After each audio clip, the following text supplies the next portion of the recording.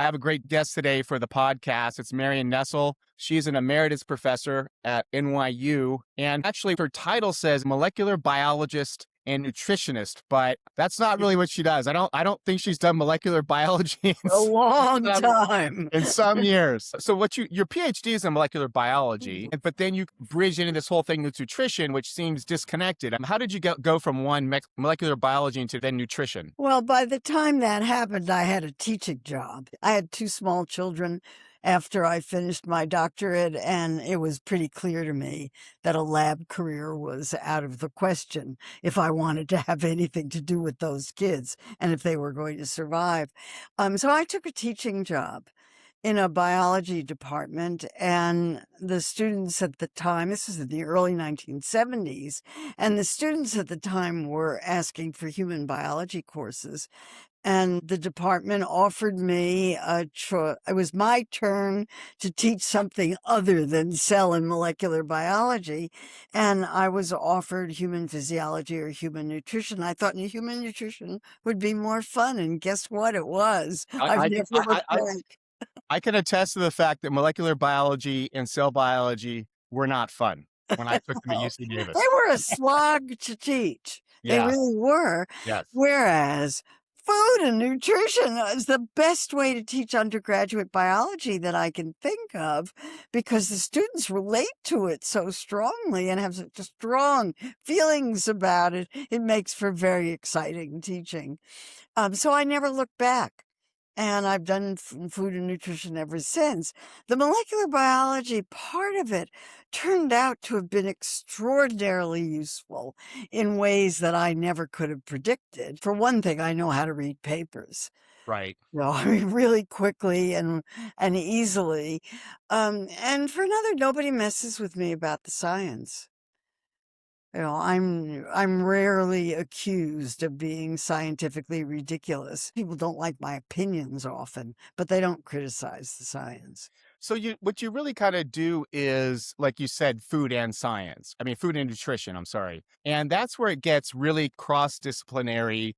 The field you actually work in is everything from very small parts of molecular biology, nutrition, food science, which is basically how do we prepare things? How do we make yogurt taste better? How do we preserve cheeses so that, they don't harm you? You've got agriculture in there, even some bits of, I went to UC Davis, which it was the ag school for the University of California system. We actually have a department there, agricultural economics, believe it or not. It's its own separate part. If I had it to do over again, I might have done that. Ag econ. I think it's a very important field. Yeah, it is. It's just applied economics in ways, I guess, that kind of really does touch a lot more on the issues which you do, which is also on politics. So explain to people how these disparate fields feed all together in what you do, because you're not in a lab tinkering with stuff. You're not pulling out data and examining things. You're more of a synthesizer of complex, different research and explaining, almost review articles, but some towards the academic people, but also towards the public in general. I think of it as I have a career writing heavily referenced editorials. I have opinions, and I'm writing, I write a lot of editorials for professional journals and articles, and I have an argument to make. And I draw on the scientific literature to support that argument. I'm in a school that doesn't have laboratories. I had to figure out something to do to publish that. If you're in an academic institution, you have to publish. And the question was, what? And I hit on this. And fortunately, I'm at a university that values books. And so I could write books about food politics. And that worked out really well for everybody concerned, particularly me. It worked out very well for me. So you just got back from a conference, you said a JAMA conference, a Journal of the American Medical Association, and it was on obesity. What kind of people are there? Is it just nutritionists? Is it medical physicians, endocrinologists? Like, who shows up to that kind of conference? Well, it was a small invitational conference on Chatham rules, so I can't say anything about it. But the people who were there were physicians and scientists, and there were some nutritionists. It was the JAMA Summit on Obesity. and it will lead to a publication in the Journal of the American Medical Association looking at the current status of obesity. A lot of it was focused on treatment. I gave the keynote address. I was talking about prevention. Okay. Um, so I was kind of the anomalous person there. I could talk about what I said, but I talk about the social, political, and economic causes of obesity that go way, way beyond personal responsibility for food choices. I'm talking about agricultural policy that created a food system that is hugely overabundant in food, so food companies have to sell it. I'm talking about the way Wall Street evaluates corporations and insists shareholder value is the most important focus of a corporation and nothing to do with social value, shareholder value, profits first, and Right. how that has influenced food companies to do the kind of marketing that they do. And I talk about deregulation. And the effects of President Reagan's coming in with a deregulatory agenda and how that affected food companies. For one thing, they could market to children in ways that they hadn't done before. So I'm talking about societal forces that influence a food environment that encourages people. I call it the eat more food environment. Where there's a food environment where if you're going to a grocery store and trying to eat healthfully, you're fighting an entire food system on your own. And they're Right. bigger than you are.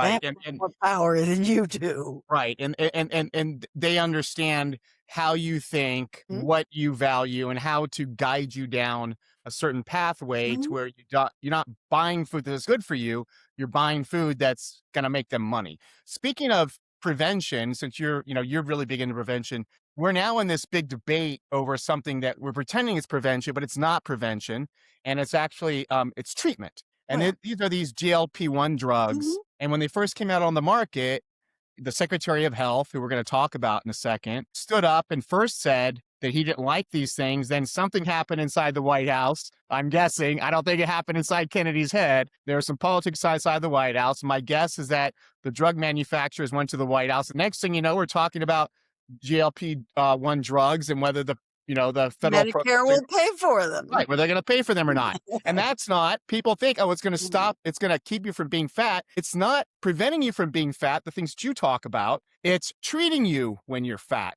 So what are your thoughts on the GLP-1? Because I feel that's what we're doing. What I We're putting talked a about. bandage. Yeah, that's what I talked about at this meeting. My talk was titled "Food Politics in the Trump GLP-1 Era." Oh, okay. Oh, Um, so I was talking about both of those things. I mean, these drugs are miraculous for people who are trying to lose right, weight and have never been able to lose weight. They're astonishingly miraculous. They cut down on the metabolics, they cut down on the risk factors, they help people lose weight. Um, and they're doing things way beyond what they were expected to do. They're reducing risks for heart disease, for right, cancers, for diabetes, I mean, the list goes on and on and on. I've talked to many, many people who are taking the drugs for about a year. Every time I gave a lecture, I said, if any of you are taking GLP-1 drugs and are willing to discuss your experience with me, could you please come up afterwards and talk to me privately? I was stunned by the number of people who were taking them. I mean, just absolutely stunned. And I've heard a wide variety of experiences. And I have to say that what I've heard is extremely consistent with the research on the effects of these drugs. For some people, they're miraculous. right, For some people, they're very difficult because the side effects are very hard to handle. And for some people, they're impossible. right, So there are lots of individual responses. It depends on which drug they're taking and at what dose and how well the healthcare is that goes with it. But they're here to stay. And the number of people who are taking them, it's 1 in 8 Americans now. The numbers are expected to triple by 2030. And as the prices come down and as the need for injectability goes down, And they, and their pills, they become paid for by Medicaid and Right. Medicare. Right. Then the low resource people who really need them the most will have access to them.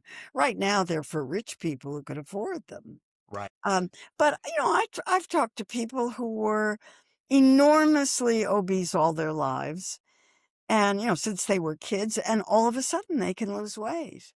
Yeah, well, someone who wrote about this, who might have been at this conference with you, is the former FDA commissioner David Kessler. He had a Mhm. piece in the New York Times He about this. looks fabulous. Oh, so you've seen him since? I've Okay, seen pictures. yeah, yeah. Yeah, Yeah, he I think what David looks. described, I think, was really smart. What he said was, again, I don't know if this works or not because he wrote it as sort of to be continued in his essay in the Times. Mm. Was this was a way? I think he was on it for a year, and there was also a Wall Street Journal reporter that wrote a very similar essay right around Mhm. the same time. Yeah, I've On seen it for him. about a year, helped him get control over his eating, probably maybe re-alter his metabolism. We don't know if that's really happening or No, it not. turns off the food noise. Okay, It turns off the food noise. That was a term I had never heard before these okay. drugs came out. But now everybody is talking about it, and one person after another has told me that they were obsessed with food. They felt they were addicted to food, and they couldn't stop thinking about it. The minute they ate something, they were thinking about eating more of it or when they could eat again. They thought about it all the time. That stops. And that is fascinating scientifically. That's Right. really fascinating that this drug turns that off. They're no longer thinking about food. They're now eating normally. And even more incredible, they want to eat more healthfully. Now, I Um, guess, but we that's are at the point, amazing. where Kessler talks about where now I'm off it. Now that I have control, am I going to be able to continue down this pathway, or is it just going Not to if he stops come? taking the drugs. Yeah. Do you think I'm, he's going to? You think he's going to bounce right back to where he was before? well, Is that that's what what we're the looking at? research says, that the vast majority of people bounce back. Okay. Um, Okay. yeah, and what they report is that the food noise comes back. Now, Okay. there may be some people for whom the food noise does not come back, and they're able to control it. And the data are certainly showing that there's a small proportion, a relatively small proportion of takers who can keep the weight off or not gain back all of it. I But for many people, this is a lifetime drug, and this raises the questions. There are right. questions about cost. There are questions about what happens to you if you take this for a really long time. Right. What happens when you come off? Right. And of course, there are many discussions, and there's a lot of research on the effects of these drugs on the food industry Oh, that right. Right. Right. Right. that are very interesting to me. Right. Right. Right. Yeah. They're The they're food they are industry is in a definitely panic. They are definitely not happy about this. Yeah, So I want to segue into someone that the food industry is really not happy with, and that's the Secretary of Health right now, right. RFK Jr. There are really some pissed off people on food industry Wall Street with this guy, Mm. although, he's not always getting what he wants, just like with the GLP-1s, for instance. First said we shouldn't have them. Next thing you know, there's a reverse. Something happened inside the White House. Can you explain to people how weird is it that we're in this place right now where I'm talking to this woman who's a professor at New York University, my guess, pretty ardent liberal like most professors, and yet she's saying, I really like this guy who's working for a Oh, no, I'm Republican not saying president. that anymore. Oh, you're not saying that anymore. No. Okay. No, I mean, first of all, let me put it in context. So the Right. food industry is facing existential threats, and it's facing 4 existential threats. Robert F. Kennedy Jr. Is number 1 because he's going around saying that the food industry is poisoning in America. Well, let Uh, me ask you a question. Wait, Is wait, that wait. true? Let me give you my 4 Okay. things Okay. first. All The right. second is ultra-processed foods, because he's going around saying ultra-processed foods are killing America and making America sick. The Right. third is GLP-1 drugs. Right. because they're making people eat less. Ultra processed foods are making people eat less. They're buying fewer of them, and they're the most profitable foods in the food supply. And the fourth is inflation. And the inflation in food costs in the United States has been absolutely shocking. I mean, I just can't believe how fast the Right. prices have gone up, and how much things cost, and how my grocery bill has changed. And I don't even buy very much food anymore. Right. So now we could go back to RFK Jr. He was introduced by President Trump in a tweet as somebody who was going to do something about the industrial food complex Right. that was poisoning America. I thought, holy smoke, this is the president of the United States. He Right. sounds just like me. And there's Robert F. Kennedy Jr., who's talking about how the food industry is poisoning America and ultra processed foods are poisoning America. And I'm thinking, wow. We have people at the highest level of government who are really going to do something about making America healthy again. Right. Well, that didn't last long because it was pretty clear that, and they've been very explicit about it. We are not going to regulate. We are going to educate. Right. I'm a public health person. Public health people know one thing better than anything else, and that is education's not enough to change behavior. You have to have it backed up by policy, or nothing will happen, because the forces that influence people's food choices are so broad and so complex that education doesn't fix it. So he's explicitly saying we're not a nanny state. We're not going to regulate. We're going to ask for voluntary actions by food companies, and we're going to try to educate the public to eat more healthfully. Well, good luck with both of those. So the gains of the MAHA movement. There have been 3. They have gotten food companies to voluntarily say they will remove artificial food dyes from food products. Well, that's nice. Right. I've been for that for a long time. I don't think these dyes are terrific. How much harm they cause is really debatable. They are not removing them is not going to make America healthy again. Those foods, they'll still be ultra processed foods, even if Right. they have vegetable dyes.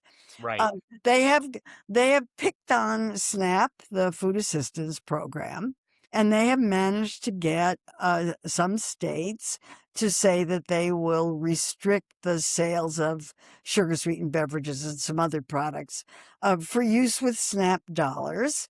And Right. they have changed the stocking standards for retailers who accept SNAP benefits. Neither of these is going to make America healthy again, or even SNAP recipients healthy again, because they can buy whatever they want with their own money. And the stocking standards have always been a joke, and I think they'll continue to be a joke. I may be wrong about that.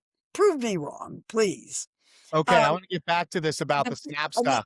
and the fourth Oh, one, sorry, yes. one more. Okay. Yes. The fourth one is that they're going to do something about the generally recognized as safe loophole, which Right. allows, but again, that's about chemicals and additives in the food supply. When it came to chemicals, which have a real possibility of being harmful, they've backed down. So that Kennedy, who came in saying, get glyphosate out of the food supply, had to say, well, President Trump knows what he's doing. President Trump, under pressure from agricultural producers who say we need this stuff, issued an executive order, and Kennedy backed down on that one, as he has on everything else when in the face of lobbying. So as far as I can tell, the promise, which was a Republican president, a Republican Congress, and Republican agencies, a Republican Supreme Court, they can't even get color additives out of the food supply. Right. That's Is there very disappointing. is there a process, this MAHA movement? I'm not talking about Kenny. I'm talking about the activists and Mhm, all that you think they're just mhm. not getting. When I deal with some of them, I feel that oftentimes they don't really understand the science. They're just ban this thing or get it out. Right. They're not people who can really read a technical study, a study that might be in a nutrition journal or something, and at least come away with a general They're not understanding of what interested it in means. science. They're not interested in science. They're interested in, it's this is the old two culture problem. It's people who believe in science and you want to see evidence. And then there are people who believe in personal experience. And there's a huge literature on risk communication that explains the basis for all of this. And the MAHA moms care a lot about their kids, are very, very worried about what they're putting in kids' bodies, and don't really care about the science. The anecdotes are much more powerful to them. And the anti-vaccine movement is the best example of that, which has a huge amount of public information about the harm caused by vaccines, when in fact, if you look at the science of it, the harm caused by vaccine, there is harm, but it's very, very rare. And so these rare things have been blown into a much greater, because all you have to do is know one person or hear one person's convincing anecdote. And you don't want to put stuff in your kids' bodies, and years and years and years, or fluoride in the drinking water, for example, when there is so much evidence that fluoride in the drinking water at appropriate concentrations does amazing things to prevent tooth decay. I mean, astonishing things. And now it's going to be gone because in some cases there was too much of it and it made people's teeth darker and things like that. I mean, so the science is not, you can't argue this from a scientific perspective. It doesn't work. I mean, I think the people that I know in MAHA really care about their kids. They want to do the best thing for their kids.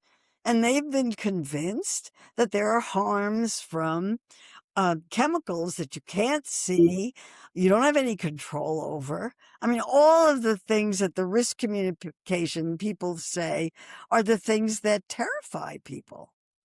They're terrifying. So what do you do about that? Well, you try to have trustworthy people talking about what the real evidence is, but that trust has been largely destroyed.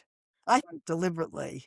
There's a reset of the nutrition policy in January, and I want to run this past you because I thought it was really the headline I thought was really interesting that Kennedy put out. He says nearly 90% of healthcare spending goes towards treating chronic diseases. I didn't realize it was that much. I don't Much know of it if it's that much. much of it linked to diet and lifestyle. More than 70% of Americans are overweight or obese. Nearly 1 in 3 adolescents has pre-diabetes. And this is what they're looking at for why they want to do this reset of the dietary guidelines. So I want to go through the bullet points they have on the guidelines. Oh You dear. and you tell me yes or no. Quick yes or no on each one of these. Prioritize protein at every meal. Protein is a euphemism for meat, and also for and then you have to take them together. So this is high fat meat. That's not going to work. Consume full fat dairy with no added sugars. They're getting Not, away from low fat. not going to work. Okay. Eat They're not vegetables. talking. They're not talking about calories. Okay. Eat vegetables and fruits throughout the day, focusing on whole forms. Great. Okay. Incorporate healthy fats from whole foods such as meats, seafood, eggs, nuts, seeds, olives, and avocados. Yeah. I like the plant ones. I'm not so crazy about the animal ones. Okay. Focus on whole grains while sharply reducing refined carbohydrates. That's a good one. Okay. Limit highly processed foods, added sugars, and artificial additives. That's a good one. This is a little vague. Eat the right amount for you based on age, sex, size, and activity level. That's the calorie one. It doesn't say anything. Okay. Choose water and unsweetened beverages to support hydration. Right. Yeah, exactly. This is the one I don't like. Limit alcohol consumption for better overall health. What health are they talking about? Physical or mental? I don't know. I mean, the overall is eat real food, which I'm in favor of. The limit on highly processed food is a big step forward. Everything else it makes no sense at all. Okay. Well, not everything else, but most of it makes no sense at all. What this is doing is pushing a high meat, high full fat dairy food thing, and without paying any attention to calories. And there are lots and lots of tweets from Kennedy and from Secretary Brooke Rollins of Agriculture saying meat is back, full fat dairy. Full fat dairy is a euphemism, I think, for raw milk. I think this is pushing a high meat, high full fat dairy, high raw milk agenda. It's not exactly science based. Well, yeah, I want to get into that. There's still this big division out there between, there's a lot of people out there who, I don't know if this is Atkins all over again or a Miami diet all over again, which is this high protein diet. There's a lot of nutritionists out there, some that I follow, that really see this as key towards weight loss and weight control. What are your thoughts about that? I'm a calorie person. If you overeat calories, you're going to gain weight no matter where those calories come from. Kennedy himself, this is Kennedy ideology. Kennedy himself eats a carnivore diet. Right. With very, very little plant food. The plant foods that he does eat are fermented plants. That's fine. And he's doing very well on that diet. I mean, one of the things you can say about diet is that there are an infinite number of diets that can promote good health, particularly if you're not overeating calories. And the philosophy behind these guidelines is eat real food, which isn't even in the guidelines. I mean, it's so complicated, all this, what they did. It was thrown together in a hurry, and I think not very thoughtfully. But the eat real food message is a very good one. That's what Michael Pollan always said, eat food, not too much, mostly plants. That's very good dietary advice. It really is, and very simple. But this has so much pro-meat ideology in it without any discussion or concern about the effects of beef on the planet, where beef cattle are the single food with the most greenhouse gas emissions. I mean, shouldn't we be thinking about that? I think we should. And the rest of it is, those things are ideology. Most of it is the same as it's always been. Eat real food, not too much, mostly plants. That's what the guidelines have always said for chronic disease prevention. And to the extent that this deviates from it, it's a little weird. This is always something interesting whenever you put together these guidelines. How transparent were they on the disclosure of the conflicts of interest of the people that put together the guidelines? Because I heard you on another podcast about this. Yeah, the process was not transparent. The release, the scientific reports on which the guidelines were based, a summary report of what those scientific reports said that included a list of the people who had written the scientific reports. And oh dear, there are conflicts of interest. Oh dear. So yes, it was transparent. There they were. And in these pro-meat guidelines, there were at least 4 members. 4 of the people who had written those scientific reports who had financial ties to meat trade associations. And another 3 had financial ties to dairy trade associations. And this was in a situation, these were scientific reports written by individuals, not committees. They were individual reports. So they reflected the individual views of the people who wrote them. And this was supposed to be gold standard science free of conflicts of interest. And instead, it was anything but gold standard science and had plenty of conflicts of interest. So there it was. What do you do with that? What do you think this will actually matter? I remember seeing the food pyramid when I was a kid back in the 70s, growing up in Southern California. What does the research show? Does this really affect the kind of decisions that people make anyway? No, it has an enormous effect on the food industry. It is the dietary guidelines are supposed to govern federal food assistance programs, and that includes the military hospitals, and school food. So that's where they matter. And if these guidelines were applied to school food, particularly the Eat Real Food one, that would be fantastic. I would like to know who's going to pay for that. I go to schools a lot, and I am very, very well aware of what the logistic problems are that schools are facing. They don't have kitchens. They don't have decent supply chains. They don't have staff that know how to cook.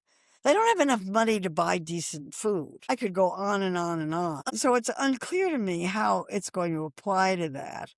And it's also unclear to me how it's going to apply to the military. I'm eager to see how this plays out, but I'm not optimistic about it.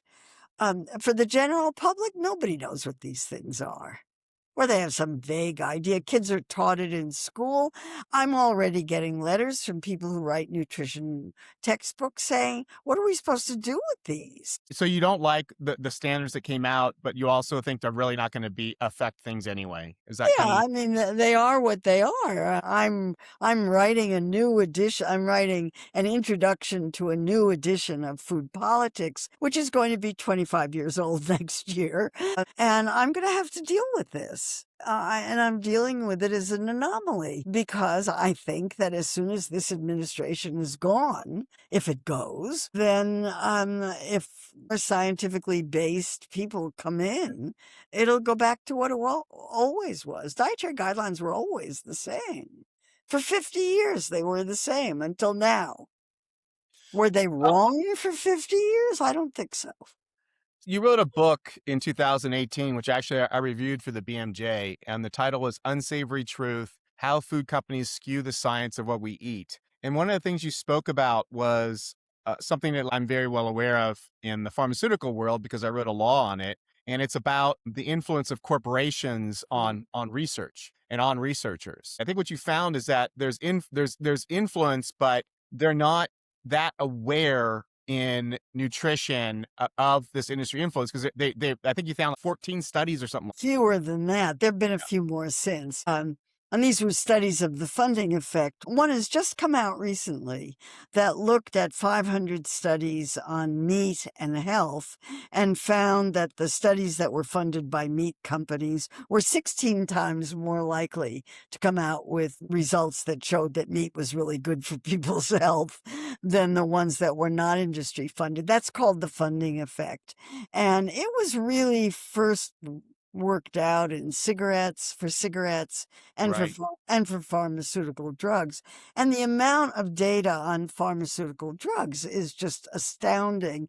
Right. And the kinds of studies done with drugs, I'm sure you know about them, was Oh, it's crazy. one Right. of the things that the pharmaceutical literature showed was that the recipients of drug industry funding didn't believe that it had any effect on them, didn't recognize its effect on them, and completely denied its effect on them. And food is the same way. One of the things that happened with Unsavory Truth when it came out was I was cold-shouldered by everybody in nutrition. Never got invited to talk about the book at a nutrition conference. I never got invited to a nutrition department to talk about the book.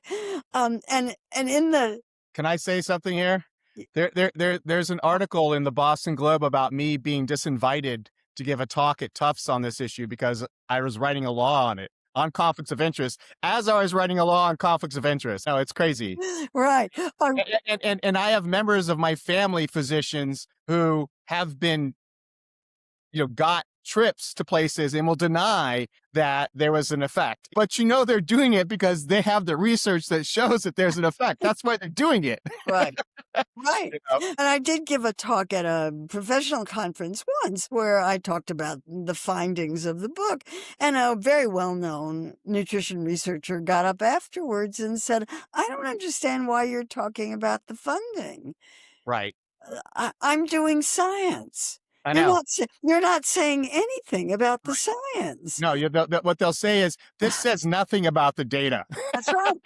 And the way I explain it is that there's a huge difference in the way studies are designed. Right. If a if a food company is putting out a request for proposals and it says, and I have many letters like this, we have $100,000 and we are looking for studies that will demonstrate the benefits of our product. They're going to fund studies that are going to demonstrate benefits of their product. They're not going to fund the ones that risk showing no benefit. Yeah, I just had a back and forth on social media with a physician down in Southern California telling me I was an idiot because I was pointing out the impact of funding, and I said, "Here's a feature article in Nature magazine about me about a law that I wrote and how my investigation, how that worked." They just don't want to believe it. And there's an enormous Right. literature on it, just I an know. enormous literature. There certainly for pharmaceutical drugs, there are whole books written Yeah, I about know. the effects of drug industry funding on physicians' practices. I couldn't find anywhere near that kind of research on food industry funding, but there's no reason to think that it's any different. Right.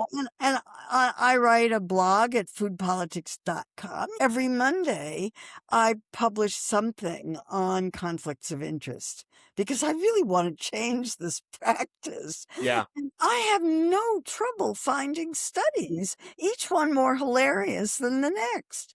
I Right. can look at the title of a study and know who paid for it just from the title. I tell people there's no science out there telling us that physicians are uniquely corrupt. What's happening is that we just studied physician practices more because they interact directly with the public. So they're of Right. more direct interest to us. But I actually think, and I wrote a piece some years ago, that I would like to see all this interest in physician conflict of interest redirected upstream. Mm-hmm. Everyone else, nutritionists, because what's happening is you're coming to a doctor because you're sick. They're doing treatment. I would like to see the conflict of interest exposed further upstream so that we have the prevention with the nutritionists, the chemists, the food scientists, everyone who's doing things in agriculture, all these kinds of other issues when you're in the doctor's office and you're sick, because you're sick there for a reason, and oftentimes because of environmental impacts.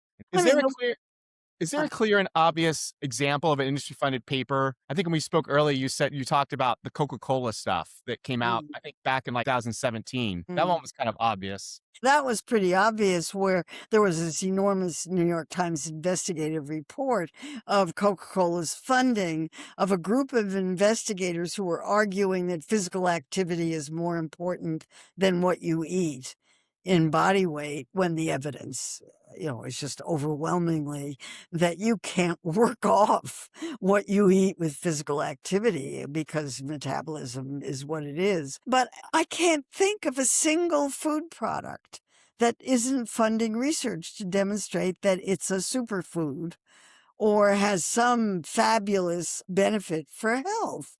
The funding effect studies that look at studies that are funded as opposed to studies that are not funded by the relevant industry, and find that the studies funded by the relevant industry are overwhelmingly likely to produce favorable results when the ones funded independently are not. I just tell people when they deny it, I say, you're not denying what I'm saying. You're denying published scientific research is Right. what you're denying. A lot of it. I've heard from one physician who studies this. His saying is, he who has the gold controls the data. And I like that saying a lot. It's very easy to design studies to give you the results that you want. It's not that hard. The problem with influence of industry funding is that it occurs at some kind of subconscious level. People Right. don't want to be influenced.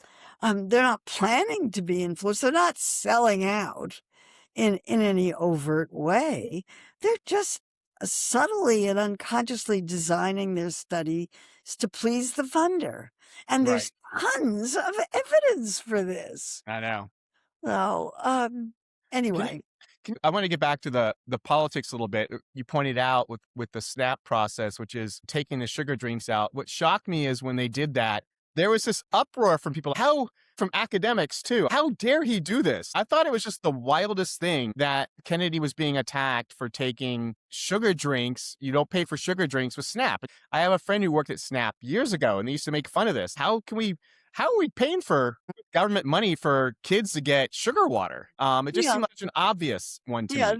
the anti-hunger groups that were so opposed to this were opposed to it mainly because they saw it as a way to get people off of SNAP and to punish the poor. They're not wrong about that. They're really not wrong about that. I mean, I favored for a very long time, and I wrote about it, Soda Politics, where I have a chapter on sodas and SNAP. I favored pilot projects attached to very strong evaluative research um, to try to eliminate sugar sweetened beverages because they're an easy one. There's sugars Right. and water and nothing else. And let's see if SNAP recipients buy just as much sugar sweetened beverages with their own money, not SNAP money. Let's see what the effect on retailers is. Let's see, let's see how everybody feels about this. And there were many applications for waivers in order to be able to do these kinds of pilot projects. The Department of Agriculture turned them all down for logistic reasons, they said. Hard to know what the real reasons were. Right. But this administration's Department of Agriculture is encouraging states to do this. How good they're all attached to evaluations. How good the evaluations will be, I don't know. There was another little kerfuffle for a few days when Kennedy made some cutting remark about a Dunkin' Donuts drink that Right, had 180 grams of sugar in there. right. And then the governor of, was it Massachusetts. Massachusetts, got into a fight. And this thing raged on and on. And what was funny is I saw it. I'm like, wow, this just seems such an obvious. And then it's almost half a cup of sugar. It's like that's Right. such a crazy amount. And I thought it was hilarious that It's half a pound. it's just crazy. It's I half mean, yeah, half a a pound. Right. I'm sorry, half a pound, not half a cup. Half a pound of sugar. pound. And why are we arguing about this? Isn't this just obvious? I thought it was the most. What are you defending here? You're And defending a business in Massachusetts that employs people in Massachusetts. right, right, right, The food industry's big argument is jobs. right. Never mind public health. I want to read you a headline about, because this is one of the more interesting things with ultra processed food. This is Mhm. something that we weren't even talking about this. I don't, at least I No, wasn't it's a aware of it. new So maybe like it's a new concept. it's about maybe, what is it, 7 to 10 years? 2009. 2009. Okay. So I first started hearing about 10 years ago. So you would, of course, heard it before I did. Mm. It's just the problem I have is it's such a vague term. It just kind of means everything and anything. No, no, no. Okay, well, let me read you this headline. Food industry sees a threat in Kennedy's push to define ultra processed food. And this is what they're scared about. They're scared about defining it. What is going on there? What does this term even mean? I mean, It has an absolutely clear meaning. There's uh, an enormous amount of research backing it up. It was a concept developed by Carlos Monteiro, who's a Brazilian public health person. I think a lot of the reasons why Americans are so upset about it is because it didn't come from America. It came from a third or middle level country. But his idea was, let's take a look at the level of processing. And because there's something about the changing the food, what they call the food matrix, to make it easier to digest. It's essentially turning foods into sugars, where you don't have to chew them. The fiber in them doesn't slow them down because there isn't any fiber. These are foods that are industrially produced. That's the first part of the definition. They're industrially produced, usually using industrial additives for texture, flavor, or color. They all often have added sugars and salt and sometimes fats. They are specifically designed for profit, designed to be addictive, if that's the right word. right. And as an operating definition, you can't make them in your home kitchen because you don't have the equipment or the additives. That's sort of an easy way to look at it. I don't find that very complicated. Where the complication comes in is that this definition does not account for nutrient levels. fact. And it absolutely has nothing to do with nutrients. And people who are nutritionists don't like that. So so they have criticized it by saying that there are nutritious foods, highly nutritious foods. The number of examples is so small as to be laughable. Right. Whole wheat bread, commercial whole wheat bread with lots and lots of additives in it, commercial yogurt with lots and lots of additives in it, power bars. You could say what you like about power bars, and plant-based meats. You can say what you like about plant-based meats. Those are the 4 examples that are given over and over and over again. So on that basis, the concept has been very heavily criticized. So the reason the food industry does not want this defined is that a definition would allow regulation. A paper has just come out with a regulatory definition that would be, and Kessler came up with a regulatory definition. If you Kessler, meaning the former FDA commissioner that we were speaking about before. Right. That was Right. so came up with, but this is even a better one because it deals specifically with ultra processed foods. If you have a definition, you can regulate. Right. I see. You can say, ultra processed foods that meet the definition cannot be advertised to children. They cannot be advertised on television. We're going to control the level of their advertising on social media.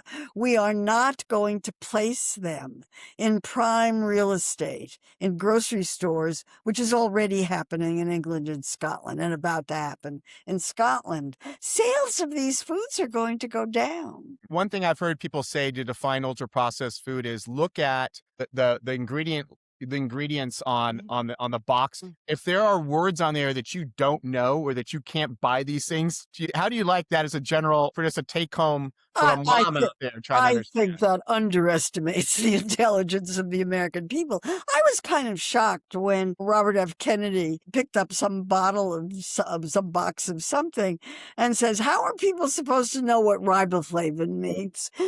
And I thought, "Oh no, he's the Secretary of Health and Human Services. That's a vitamin." Dear. So I don't think the pronunciation is a very good guideline. Added vitamins are excluded from the definition of ultra processed. Even in the basic definition and also in any regulatory definition, they would not be included. So you can add vitamins and it's not ultra processed. What they're talking about is extracted ingredients, pea protein or the soy protein or the whey protein that are used in so many processed foods. Those would render something ultra processed, as would artificial colors. This is really not very hard to understand, in my view. If you What do can you make it in your home kitchen, it's not ultra processed. And that means ice cream that you make in your home kitchen, not ultra processed. Potato chips that you make in your own kitchen, not ultra processed. One of the things that's not been discussed by the MAHA movement in many ways is agricultural policy. I feel like this is something you're not supposed to touch. But I worked for the senator from the great state of Iowa, and it came out one time that you would be fired immediately if you talked about corn. Corn is sacred up in that area. It's great that we're growing corn, but I mean, we grow a lot of corn. In case you haven't noticed, Marion, we grow a lot of corn. We grow a lot of soybean. Can I stop for another minute? Oh yeah. And what happens to that corn? Right.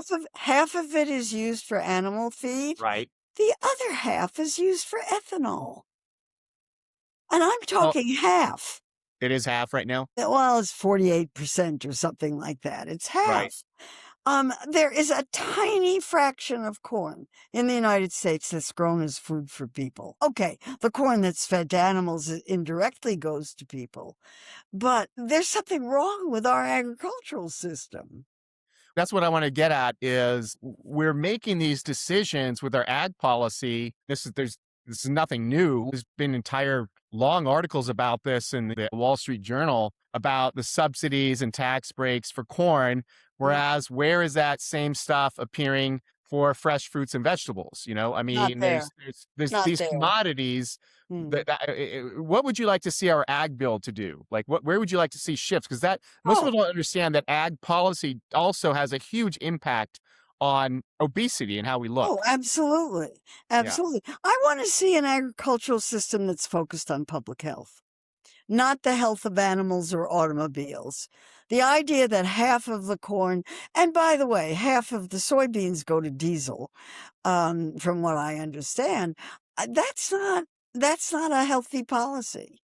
Let's have an agricultural system where the supports go for food for people so that we keep the cost of food low enough so that even poor people can afford to eat healthfully.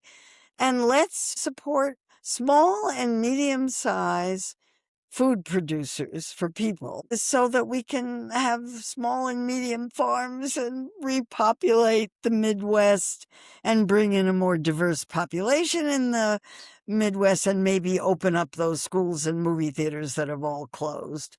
The introduction of industrial agriculture has depopulated the Midwest. And the people who own those farms don't live there.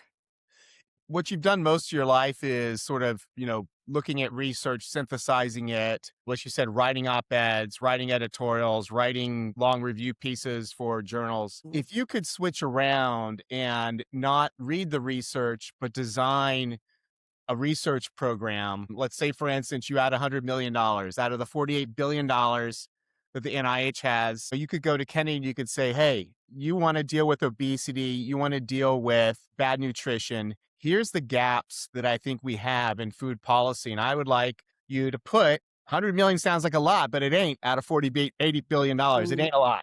Mm. And that could mean everything from, I would like to see, more symposiums on food nutrition, or, anything that you think I would like to see more studies on conflicts of interest, more research on the ill effects of ultra processed food. Where do you see the research gaps? The only reason why you can argue about science in many ways is because there's gaps in the research and the data is not so obviously clear that you can't argue in the other direction. Where do you think the gaps are that you would like to put funding at? Well, first of all, nutrition research is extremely difficult to do.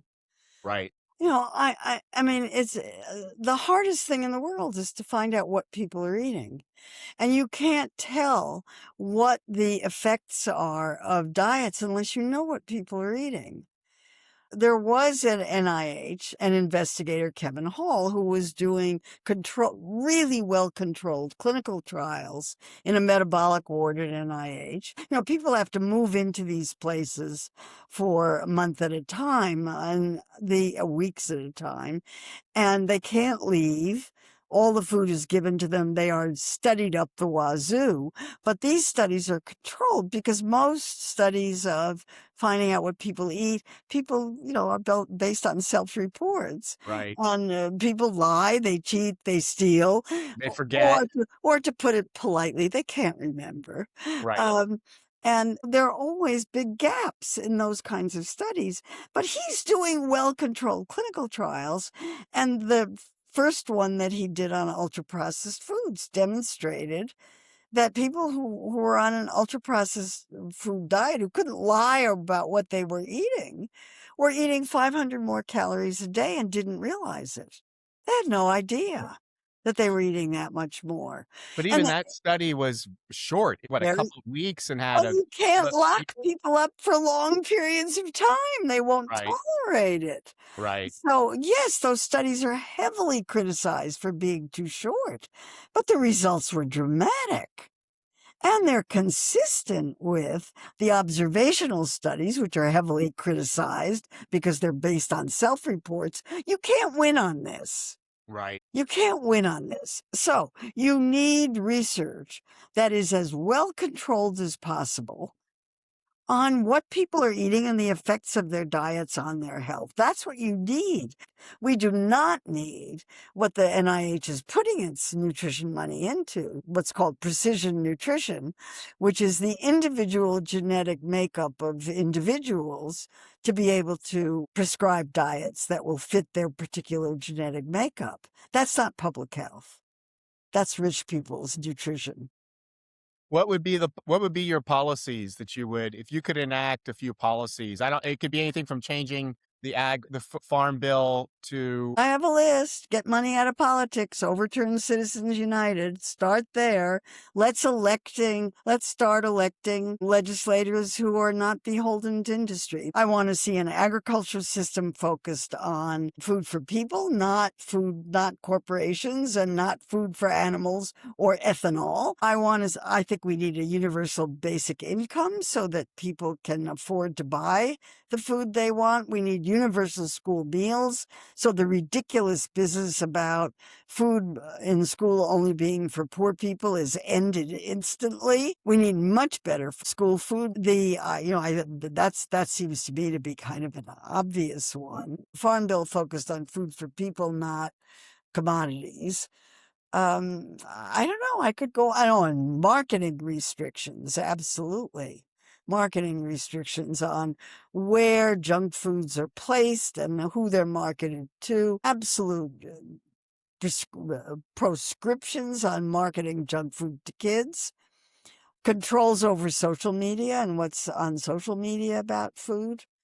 Portion size regulations. I could go on and on and on. And then warning labels and other kinds of things like that. What do you think's the possibility of that we're going to reverse this obesity crisis? Look at what people looked like on the beach in the early 1970s and look what they look like when they're on the beach today.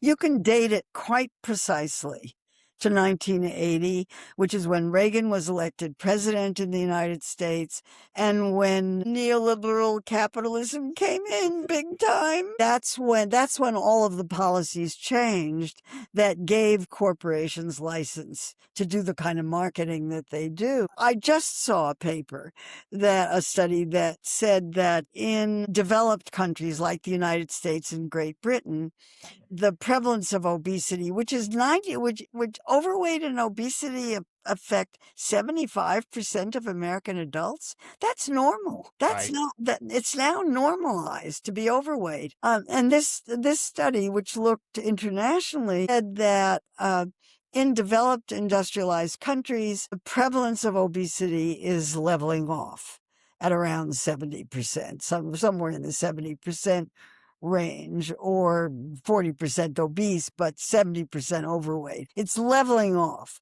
But in developing countries, the percentage is increasing quite rapidly. So that means that the companies that couldn't sell their products here are selling it there.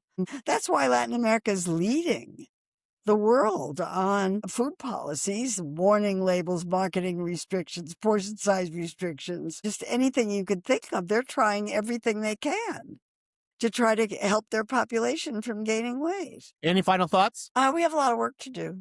I don't think the solutions are coming fast. I don't think they're coming fast. Marion, thank you so much for being on. I really appreciate your time. My pleasure, always. Thanks everyone for being here, and I'll be back soon. Bye everyone.